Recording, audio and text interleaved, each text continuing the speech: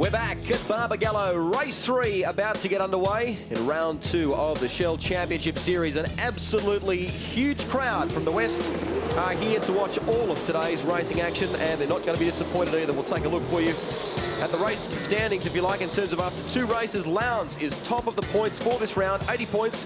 His teammate Mark Skaife just 6 points or 8 points in arrears. And it's Garth Tander and Russell Ingall tied for 3rd place. Radicic and Barbagallo 58 and 56 points respectively. So as the field make their way around the Barbagallo layout, we'll take a look at how they line up for the final race of the day. Craig Lowndes and Mark Skaife. Front row again, Russell Ingall and Garth Tander on row 2. Paul Radicic started 7th, 6th, so he's having a consistent day, you could say. Jason Barbagallo and Stephen Johnson starts out of 8. You might notice the yellow boxes to the right-hand side of your screen. Box 1 is where they qualified for race 1. Where they started for race 2 is the box furthest on the right. Longhurst and Morris, row 5. Murphy and Wheel, row 6. Stephen Ellery, Craig Baird alongside. He had a bad day today, qualified 11th, but 28th. He started race 2. Clawed his way back to 14th, so he's had an up and down sort of day. Larry Perkins and Glenn Seton struggling with setup. He's back in 16th. We go further back and take a look at row 9. John Faulkner lines up alongside Mark Poole. Then Dougal McDougall in the Pepsi Racing Commodore alongside Steve Reed on row 10. Neil Crompton hovering around the back of the top 20 all weekend, really. He'll start out at 21. John Bow, good recovery from those steering box dramas. Start out at 22. Rodney Forbes and Trevor Ashby. Brad Jones, the Aussie Male Racing Falcon, on row 13 alongside another Falcon in the hands of Anthony Tratt. Then it's Thomas Mazira and Paul Romano on row 14. Mick Donoghue and the Altitude TDK machine. Cameron McLean alongside Stephen Richards in the Kmart Commodore, and Cameron McConville, so spin out in race 2. He'll start from 32, last position on the grid. A tough day for the Auto Pro team. Well, Dick Johnson, your team has been working away feverishly. Have they made some changes for this final race? Well, I think the key to winning these V8 supercar races is actually knowing how to change your car as the weather changes throughout the day, and that's what happens between heats 1, 2 and 3. The setups of the cars differ significantly. I guess a lot of the Ford fans will be frustrated this year, Dick. They're waiting for the results. They want to see these Falcons winning some races. Last year, the team said they were quite difficult to set up or quite inconsistent in their results. Is it still that way with the car? They're a very difficult car to understand, and I think that now that we're getting more time with the car and the more races we do, the more we learn about it. And I think you'll find they'll start working their way towards the front of the field. This is a 20-lapper, folks. Interesting point of interest for you. Mark Skaife and Garth Tander currently lead the Shell Championship Series. At the conclusion of race 2, they both have 174 points. So this 3rd race is really going to be crucial in terms of determining who our championship leader will be after 2 rounds. There is Mark Skaife. His teammate Craig Lowndes continuing his dominant performance, winning races 1 and 2 here. Who will win race 3? We've got a green flag at the back of the pack. Listen to them rising, the revs that is, of the V8 supercars. Will it be Lowndes? Will it be Skaife? We're set to go racing here at Barbagallo. Oh, and a bit of a creep on the line there from Skaife. Lowndes, a brilliant start though. Look at Radicic trying to dive through the field. Ingall's got the door covered. Lowndes again blasts away. Oh, he's a phenomenal starter, isn't he? 3 from 3. He's just got the jump on his teammate. Those two so close in performance, but it's so critical, that first 100 or 200 metre sprint down to turn 1. Lowndes has done it again. We've seen a good battle going on here between Tander and Russell Ingall. Tander gets shuffled back one. Ingall, the enforcer, muscles his way past as they come through the S's now through Shell Corner and heading for the run to Kolb Corner, this huge field of V8s. Well, with Ingall sitting up there, I think you're going to see some action because he doesn't like coming second, I can tell you that much. Status quo returns in heat 3. 4 Commodores. 1, 2, 3, 4. First of the Falcons in 5th. Paul Radicic, consistent performance all day in the Shell Ford as this big field sweeps up into 6th gear. 250 kilometres an hour on the approach, the uphill break as they come down towards pitch road for the first time. Bit of a challenge, yeah. Barbagallo throwing out a challenge to Larkham on the run to the start-finish straight. Stephen Johnson also trying to come for the ride with Barbagallo. Barbagallo not quick enough on the back of Larkham. And Larkham all the time trying to chase down Paul Radicic. This is a huge freight train. Stephen Johnson through. Stephen Johnson has made his way past Tander. Look at this. Tony Longhurst trying to come with him. 3 wide. Goodness me, there's contact right, left and centre there. Barbagallo rather hanging on to it. And oh, goodness knows only how. Oh, look at this. They're all leaning on each other, elbow to elbow as they come over the hill for the 2nd time. Longhurst on the outside. But now that puts him on the inside for the next turn.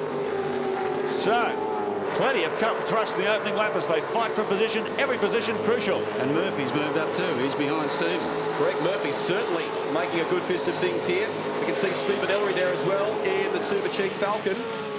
Had some troubles earlier in the day, but hopefully they've been able to fix that car and get it on the pace. You can see Tony Longhurst trying to make his way around the Super Cheap Falcon. Now Murphy all over the back of Paul Radicic, and Wheel is coming for the ride with Longhurst. This is a huge freight train of foot. Oh! Attack between Wheel and Longhurst. Yeah. And Wheel hangs on to it. That is disgusting. Road rage. V8 supercars. No one was going to give away there. They were into each other half a dozen times before they sorted that one out. Look at Faulkner up the inside in the Asia Online Commodore. He's giving the John Deere Commodore plenty of grief as they come up toward the S's. And that's actually just the nature of the racetrack. The thing is, when you get up beside somebody like that, you've got to give the other competitor a bit of racing room. You know, if you're clearly done, you don't run people off the road. Larry Perkins and John Bow are in behind this group as well. So those wily older competitors just waiting for a mistake from some of these young'uns up the front. Seton holding out Poole at the moment. Seton in 15th position. This is the battle for 15th. And look at this continuing barge between Garth Tander and Russell Ingall. Tander's managed to get back around Ingall, so that's a good move. Ingall had him early on the first lap. And look out, here comes the Rat. Here comes your man, the Rat, they call him. And he's really got his head down this weekend. Let's have a look at the Shell Helix replay, Dick. Well, look at that. Like, the guy is clearly up to the A-pillar, and he's just driving him off the road. And if it had been me, I would have kept my foot into it and turned him around. How nobody came off there is amazing. Well, look at this. You know, that's just not on, that sort of stuff. Tony Longhurst. Lucky that they both were able to continue. Looked like Wall was about to lose control of Spirakos in front of the field. He managed to gather it up. Unfortunately, they've been able to continue. But no one's being able to do anything this weekend about the two flying red Commodores at the front of this field. The Mobile Holden Racing team continuing to dominate in the West. Look at this challenge down the inside by Paul Wheel as they come under brakes up the inside of Baird in the Pertec Ford. Winner of race 2 of round 1, but he's struggling for speed at Wanneroo. It just shows you how important it is to qualify in these sort of races, because we're in a situation here where I think that if race 2 was a... Seton was up there trying to go with Baird, and it's all come unstuck for him at Cat Corner. Whew. That's almost a replay of last year. Yeah. What, did he just go in a bit too hot under brakes, Dick, or what? I think he gets his nose up in the insides and didn't sort of carry on with the move because the other car came across on top of him. Well, it's been a pretty bad weekend for Glenn Seton so far in terms of results, running around the middle of the pack. And now he's gone right to the back of it. That is not where Glenn Seton wanted to be in the Ford Tickford Racing Falcon. A lot of work to do. He drops to the back of the pack. At the front, though, it's Lowndes and Skaife. Lowndes leads it from his teammate. Let's take a closer look. He's just gone in pretty hot and half up beside the other car, just not quite enough to sort of execute the move. I think we've got a shot from the inside as well, Dick. Have a look at this.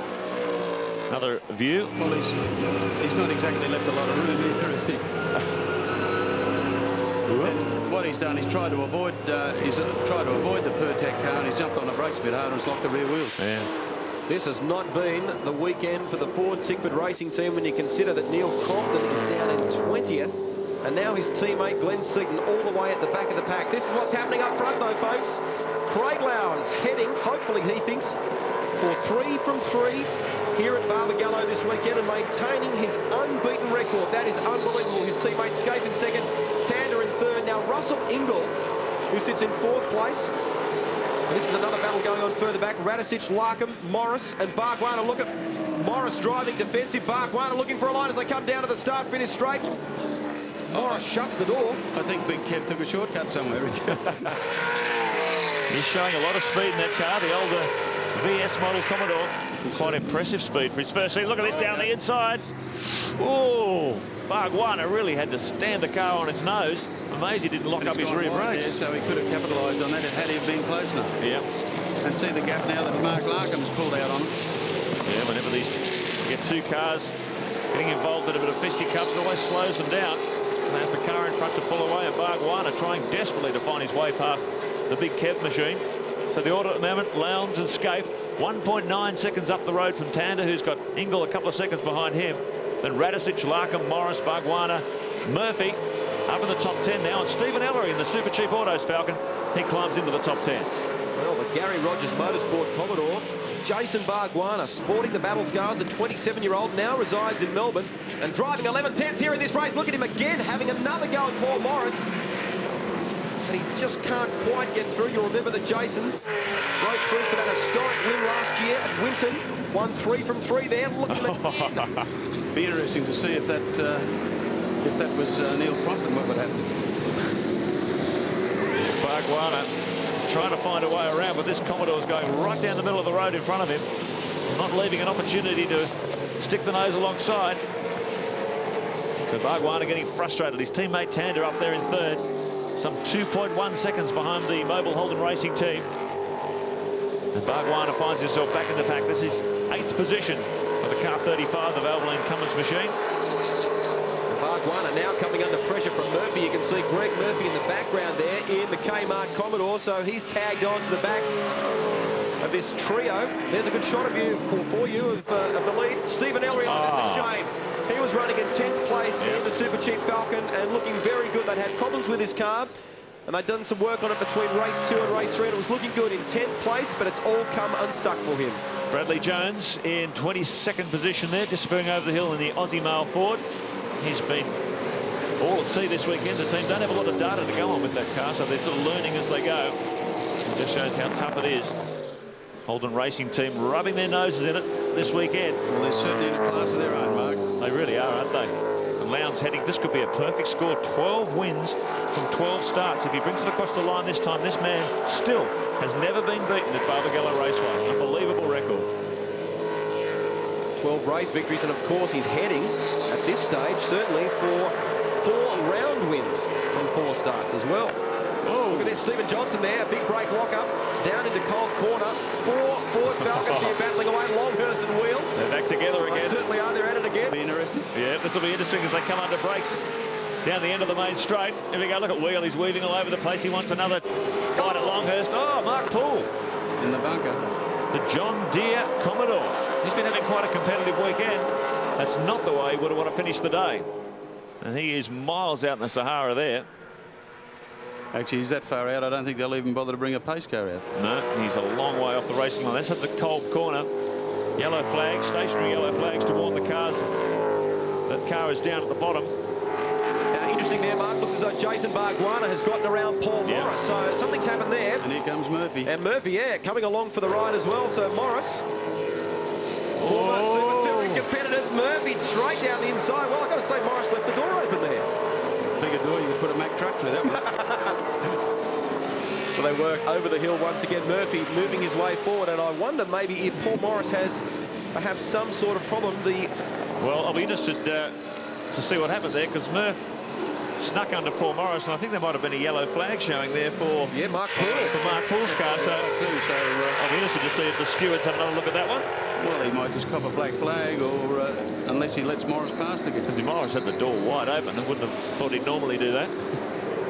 So we'll find out whether there'll be any action against that. Hopefully for Murphy, it won't be the case, because he's had a terrible weekend. I was talking to him before this race. He just said, mate, we just don't know what we've got to do to make this car work. It's understeering into corners, it's oversteering out of corners. We can't get any balance or good traction into the car.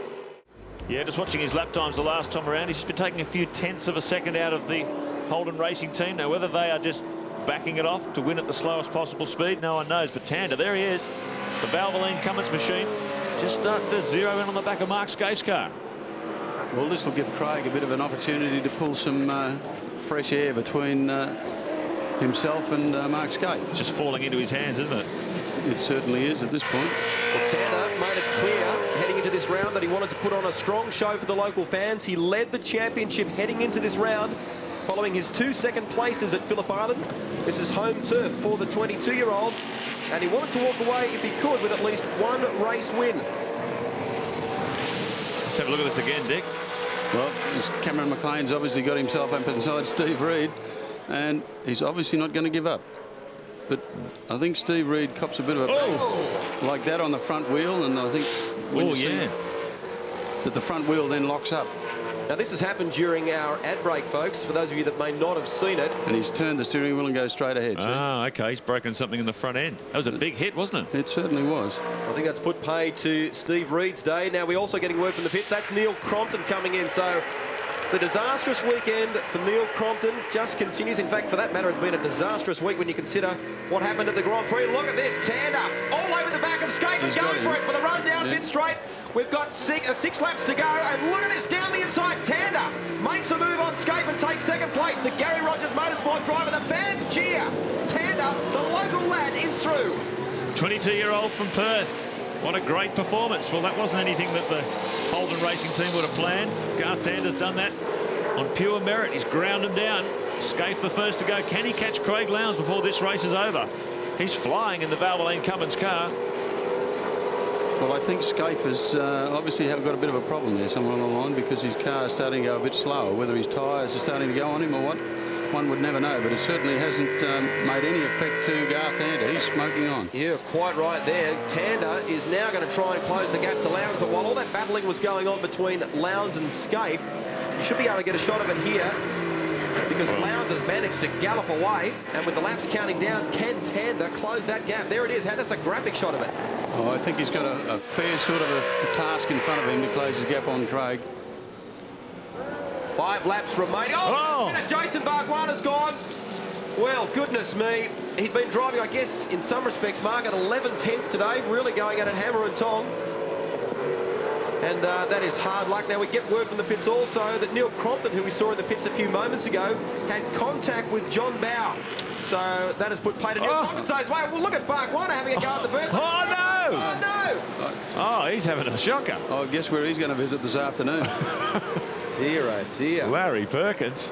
The birthday boy yesterday, not a happy way for him to end his weekend either. Mate, they have no respect for 50-year-olds. That's getting served up big time. Perkins just left the slightest little gap on the inside. Barbagallo had 2 wheels on the grass. Well, just kept he's driving it through. 2 wheels on the grass in a minute. The Asia Online Commodore, John Faulkner. He sweeps past Barbagallo as he tries to gather it all up. And Faulkner now, that'll move him up a couple of positions, just inside the top 15. Barbagallo again, sideways on the exit of Cold Corner. 4 laps remain in this one, folks. Lowndes, Tander, 1 and 2 on the road at the moment. Skaife and Ingle, 3rd and 4th. First of the 4th is Radicic. Look at this. That is Bargs. Whoa! Oh, boy. Oh, how lucky was that? Yeah. Oh, well. There we go. Now, what's happened there, Dick? Well, he's got out on the marbles a little bit, and the Mitre 10 car went straight underneath him, clearly, and he's just lost it. Nice piece of evasive action from Greg Murphy as well. How he didn't get caught up in that, I don't know. Well, I can tell you, when you've got 2 are turning and 2 are burning, you're not going to sort of go anywhere but backwards. Wins Commodore of Rodney Forbes, the Sydney privateer, and the 3rd of the Gibson Motorsport prepared cars. He comes in for new rubber, and he's probably a victim of the troubles that a lot of the teams have been having this weekend. This understeer problem really been taking its toll on the tyres. Front right tyre was the problem we hear from pits, but Rodney gets back into the race. 3 laps remaining for our race leader. See, there's not a lot of difference in power between any of these cars, and there's no advantage in the straights like there has been years ago with the old Group A and things like that. And of course, these cars now are running on the new Optimax fuel, which seems to be working quite well. Well, counting down towards the finish, there is 3rd place at the moment. Mark Skaife, the man who was blindingly quick in qualifying, a new qualifying lap record. Don't forget, of course, folks, you can check out all the latest programming information on Tim on the website. Stop-go, no, he's got some problems. Just the way he was sliding all over the place there, there's probably damage to the car. They're just checking a tyre or front brake or something on the front end of the car, so things not working right in car 35 for Barbagallo. 2 seconds, the gap now between Lowndes and Tander. Lowndes just stamping his authority on this race. 2 laps to go. A 59.66 for our race leader, a 59.97 for Tander. He's pulled 3 tenths on him. So we're probably just getting a little bit too close for comfort, Dick. Well, this is certainly going to turn into a fantastic event at Adelaide, I think. The Clipsal 500 in Adelaide will be absolutely blinded with the cars being this close. Oh, Larry Perkins, that's a Cold Corner. Well, that's what happens when you get over 50, I think, isn't it? Over the limit. Oh, Larry, he's been out off the scenery a bit this race. Oh, I think the steam would still be coming out of his ears. So Russell Ingall sitting back there in 4th position. Lonely race. Paul Radisich was all over him earlier, but the Shell Challenge has cooled a little. So Ingall now has a little bit of breathing space. Oh, boy, he's been done twice. Oh, gosh. Like that Paul Romano. Another young bloke. Yeah, oh, well, as I say, they have no respect. Yeah, happy birthday, Larry. No respect. No respect. For their elders whatsoever. So Larry has another taste of the sand. Now we're on our way home, folks. 1 lap left to go. Craig Lowndes from Garth Tander. Mark Skaife sits in 3rd. Ingall 4th. There's your man who is in 5th place at the moment in the Shell Helix Falcon, Paul Radisich. Doing a great job flying the flag for the Blue Oval fans. Murphy in 7th. That's a great recovery for him considering his weekend thus far. Morris in 8th. Stephen Johnson 9th, and Longhurst rounds out the top 10. Well, Lowndes is well in control. It's now 2.4 seconds the gap. He was just playing with that over the last couple of laps, just pumped it out a little bit to give himself a bit more breathing space. So Tander, even though he's on the march there, looks like Lowndes has responded magnificently in the last 2 laps. So he is well in control of this one. But I tell you what, at the end of this evening, I think the stewards are going to be very, very busy. I think so. Craig Lowndes brings it towards the start-finish straight for the final time. In behind yesterday's birthday boy, Larry Perkins, but it's going to be Craig Lowndes, 3 from 3. Congratulations. Takes out another round victory. Garth Tander will finish 2nd. Mark Skaife finishes 3rd. Russell Ingall 4th, and Radisich 5th. That is a fantastic result for Craig Lowndes. Well done to the youngster. Well, that's fantastic, actually. You know, he's done a magnificent job. Obviously, for all the races he's had around here, it's been tremendous. So there he is, making his way around past the fans. And there's Garth Tander, the local guy who finished 2nd. He really threw out his best challenge today. Now we'll check the round winners for you. And Craig Lowndes, of course, is the round winner. 3 from 3. Mark Skaife home 2nd. And Garth Tander, the local, finishes 3rd. So that's how they finished in terms of round 2 of the Shell Championship Series. It's a great effort by the young guy who's really kept his head and drove very sensibly, put on a very good passing move on Mark Skaife to actually come 2nd outright in the 3rd heat. Great job also by Paul Radisich, the first of the Fords home. Gee, he worked for his money this weekend, Dick. I tell you what, he's been working for his money for quite some time because, you know, the car's, as I said, not quite right yet. But when he gets it right, I can assure you he'll take it up to the Holden guys. Here's how they finished in race 3 of round 2 of the championship. Craig Lowndes from Garth Tander, Mark Skaife home 3rd, Russell Ingall 4th, Radisich 1st of the Fords, then it's Larkham, Murphy and Morris in the top 8. We go further back for you. Steve Johnson, a great job in 9th, Tony Longhurst 10th. Paul Will, all that barning with Tony Longhurst went right to the wire. He finished 11th. And it's Baird, McDougall, Faulkner, Richards and Jones.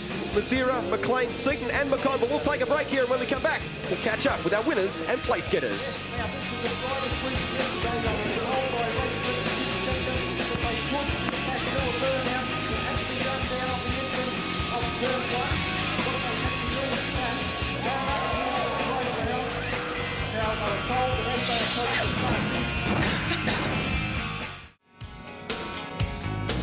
Pretty happy Craig Lowndes doing a big burnout for the fans. He improves on his already impeccable record here in the West. Let's take a look at the results at the end of race 3 for you. And there they are. Craig Lowndes, your winner. Fantastic effort. Garth Tander, a well-deserved 2nd place for the Gary Rogers Motorsport team. And Mark Skaife getting home 3rd. Some good performances also by the Ford drivers, particularly Paul Radisich in the Shell Helix Falcon. Well, on the podium now is Mark Osler with some pretty happy Holden drivers. Well, the more things change, the more things stay the same. Despite the introduction of control tyres last year and a renewed push by Ford, Holden remains the dominant force in the West. The third part of that equation, 3 Holden winners today, is Garth Tander, the local boy.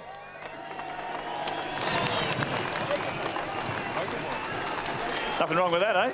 Yeah, how good's that? The car was really, really good in that last one. We made a few changes between races and made it a lot better. Would have liked to have the car like that at the start of the weekend. We might have been giving those red cars a run for their money. But thanks to our guys, to Valvoline, Cummins and Holden for sticking behind us. And we're looking forward to the next one for sure. I'll tell you what, consistency pays off because that still leaves you 2 points ahead in the championship chase. Yeah, it's still a long way to go, though. We've got a lot of races ahead of us. And we'll just keep going the way we're going. And we've got to find a bit more speed to catch the red cars. But once we do that, we're feeling pretty confident towards the end of the year. Put your hands together, folks. Garth Tander, local hero in WA. I'm sure we'll see a lot more from him in season 2000. Of course, another runaway win by the Holden Racing team. And the second part of that equation was, of course, pole position man, Mark Skaife. Wow, that looked like hard work out there. I guess the starts are so critical when you and Craig are so evenly matched. Well, I said to the guys, you know, before that race, when we were doing a debrief, that you'd reckon that I could make 1 out of 3 starts, but I effectively failed. But, I mean, it was really good. The car was really good other than the last sort of 10 laps of that race. And obviously, our cars have, you know, Lownsy's the man to beat here. Obviously, he hasn't lost a bloody race here. So, you know, it's been a really good result. Garth really came storming through toward the end there. What, the tyres going off at the end? Yeah, they weren't that fresh, I've got to say. And when he got to me, I really couldn't do much about him, but I obviously needed the points and didn't really want to get caught up in a battle. But, you know, to our guys and to Holden and to Mobil and the rest of our sponsors, obviously, to come here again and have a 1-2, it's a pretty happy hunting ground for us. Pretty good. Put your hands together, folks. Mark Skaife, second place today. Right now, the big moment we've all been waiting for. I call on Ross Brodie, the motorsport manager for Shell, to make the presentation. He's got a perfect score here in V8 Supercars. 12 race starts, 12 race wins. Craig Lowndes.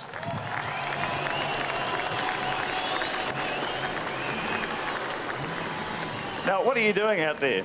No one seems to be able to touch you. What's your secret? Well, I guess the guys, it's credit to the guys if they've obviously got a good mix here. Obviously, Wanneroo suits us. And that last race, definitely the tyres were going away and Garth was catching us. He managed to catch and pass Mark, but really we had to dig deep and really didn't have a lot left. So, no, we did a fantastic to the guys. Mobil, Holden and Bridgestone really did a great job for us today. And really we're going to go on to the rest of the year and hopefully have a good one. So I'll tell you what, you got those starts sorted out. Well, I guess, like Mark, we've been trying to get them right since the VT, introduction of VT. It really hasn't been a really good, strong point with me, and really, I guess I've been trying to practice that, and it's come off well for this weekend. Adelaide's to come and the rest of the year. Look forward to that, folks. Put your hands together, folks. Craig Lowndes, the winner of round 2. The Adelaide 500 lies ahead.